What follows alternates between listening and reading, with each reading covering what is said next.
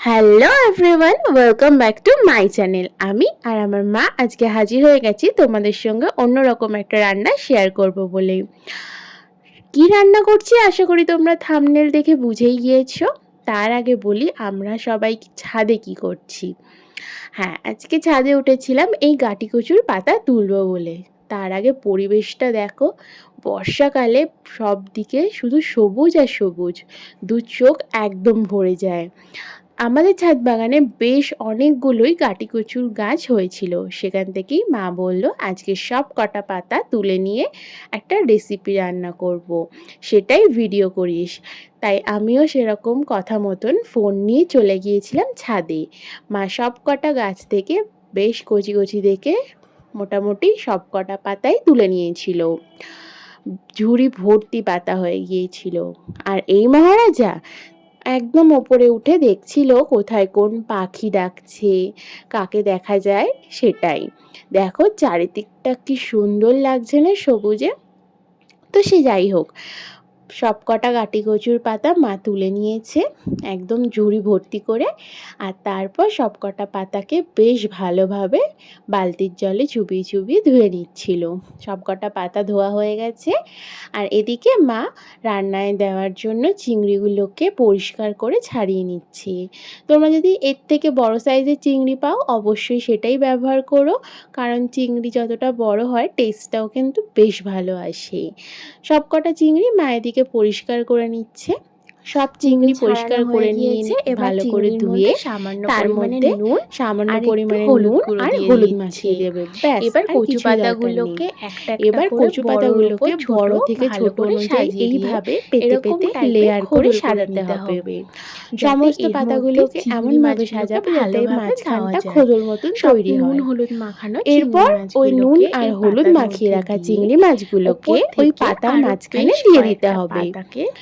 এমন ভাবে দেবে মাঝখানে যেন থাকে, তার উপর আবারও একটা একটা করে কচু পাতা দিয়ে ভালো করে ঢাকা দিয়ে দেবে, যাতে সব দিক দিয়ে এঁটে থাকে, মুড়িয়ে নিতে হবে। চিংড়ি মাছগুলো বেরিয়ে না যায় মাঝখান থেকে।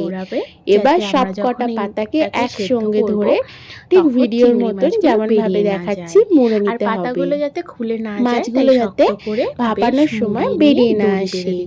এবার ভালো করে মুড়িয়ে নিয়ে ভালোভাবে ঘুরিয়ে দড়ি দিয়ে বা সুতো দিয়ে তোমরা পেঁচিয়ে নেবে। খুব ভালোভাবে চারিদিক দিয়ে পেঁচিয়ে নেবে যাতে কোনোভাবে চিংড়ি মাছগুলো বেরিয়ে না আসে। এইরকম ভাবে মা আরো 3খানা তৈরি করে নিয়েছে। এবার একটা গ্যাস অন করে তার মধ্যে প্রেসার কুকার বসিয়ে দিতে হবে। সামান্য পরিমাণে জল দেবে, খুব বেশি দেওয়ার দরকার নেই। এবার জলটা একটু গরম হয়ে আসলে ওই প্যাকিং করা পাতাগুলোকে এবার একে একে দিয়ে দেবো। সবকটা কচু পাতা দিয়ে ওপর দিয়ে ঢাকনাটা ভালো করে চাপা দিয়ে দেবো। ওই একটা সিটি পড়া অবধি আমরা অপেক্ষা করব। তোমরা যদি প্রেসার কুকারে না করতে চাও তাহলে কোনো একটা ভারী বাটি অথবা কড়াইয়ের মধ্যে বেশ খানিকটা জল দিয়ে এই পাতাগুলোকে দিয়ে ঢাকা চাপা দিয়ে জলটা একদম শুকিয়ে নেবে, দেখবে তাতেও ভালো হবে। তো সে যাই হোক, আমাদের পাতা একদম ভাপানো বা সেদ্ধ কমপ্লিট। সবটাকে নামিয়ে নিয়ে ঠান্ডা করে সুতোগুলোকে কেটে নিচ্ছি। আর এই পাতার সাথে কি কি দেবো সেটা হচ্ছে শুকনো লঙ্কা, কাঁচা পেঁয়াজ। আর দেখো পাতাটা খুলছি, কি সুন্দর চিংড়ি মাছগুলো একদম ভেপে গেছে। চলো বেশ খানিকটা শুকনো লঙ্কা ভেজে নিয়েছি। আমি এখানে ঝালটা বেশি রেখেছি, প্রায় 10-12টা শুকনো লঙ্কা ব্যবহার করেছি। এই রান্নাটায় তোমরা অবশ্যই বেশি পরিমাণে ঝাল দিও, খেতে দারুণ লাগে। এটাকে তোমরা কচু পাতায় চিংড়ি ভর্তাও বলতে পারো অথবা কচু পাতায় চিংড়ি পাতরানি, যাই বলো না কেন, খেতে কিন্তু পূর্ব স্বাদের হয়। শুকনো লঙ্কাগুলোকে নুনের সঙ্গে বেশ ভালো করে মেখে নিয়ে কাঁচা পেঁয়াজের সাথে বেশ ভালোভাবে মাখিয়ে নিয়েছি যাতে পেঁয়াজগুলো একটু নরম হয়ে আসে।